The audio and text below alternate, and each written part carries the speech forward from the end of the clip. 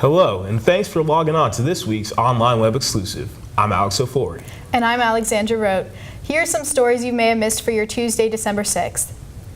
With fall semester coming to an end, the start of winter and spring study abroad programs is just around the corner.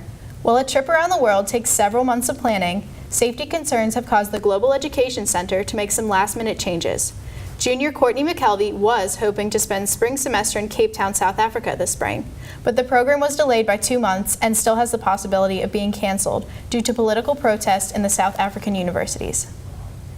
I don't know if I would have been unsafe, but I think that for the experience I was looking for, it wouldn't have been the right fit, and I think it's better to kind of anticipate those issues and challenges before you get there. Currently, the Department of State has a travel alert for Europe and a travel warning on more than 20 countries. ENN no longer runs programs in Turkey and has updated and increased their pre-departure education surrounding travel risks. ENN is officially ranked among the country's top 40 undergraduate business programs. The new ranking comes from Poets and Quants, a website devoted to the coverage of influential business schools. ENN ranked 39th in the country amongst private and public institutions of all sizes. December means more than just the holiday season. We remember the 75th anniversary of Pearl Harbor, the day that will live in infamy. On December 7th, 1941, Japanese warplanes destroyed almost 200 aircrafts and killed more than 2,000 people, although there are a few remaining survivors today.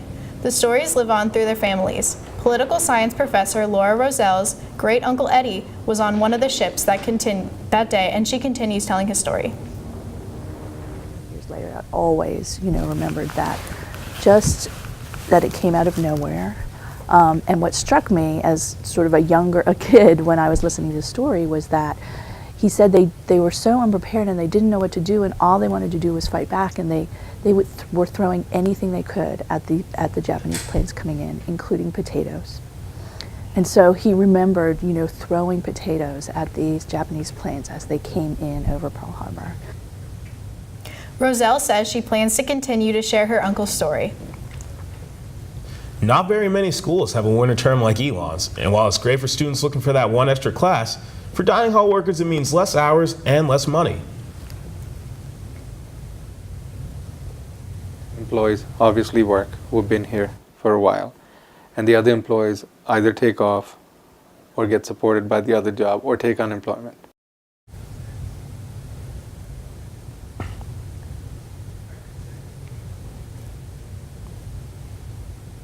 Many ENN employees who choose to work elsewhere often don't have to look too far.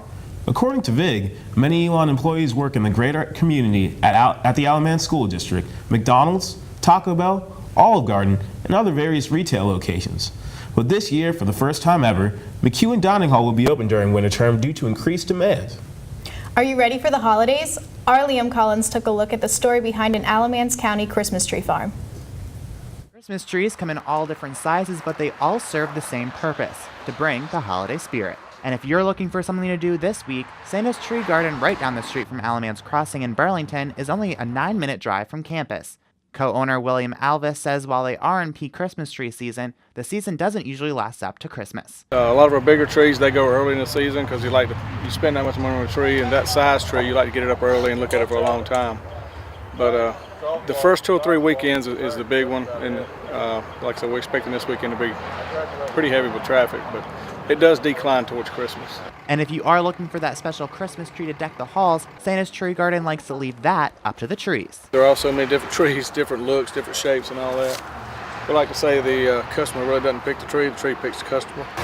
And while these trees made it all the way to Burlington, wildfires and droughts across western North Carolina drove down supply, which means less trees at higher prices. A lot of the premium trees are gone. We've tried to make a couple contacts and basically been told that all the premium trees are out, so we can't even get our hands on them. So what we have this year basically is what they refer to as a field natural.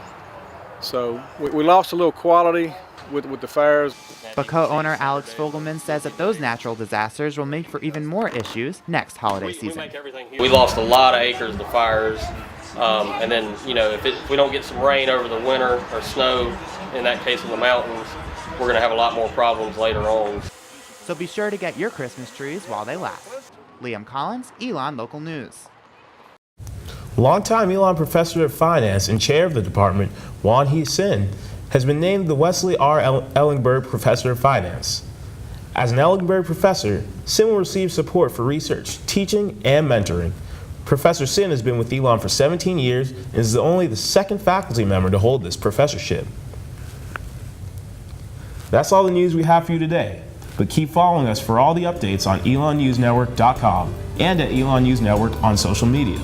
Tomorrow, our latest edition of this year's Pendulum hits the newsstands. Have a great week and happy holidays, Elon.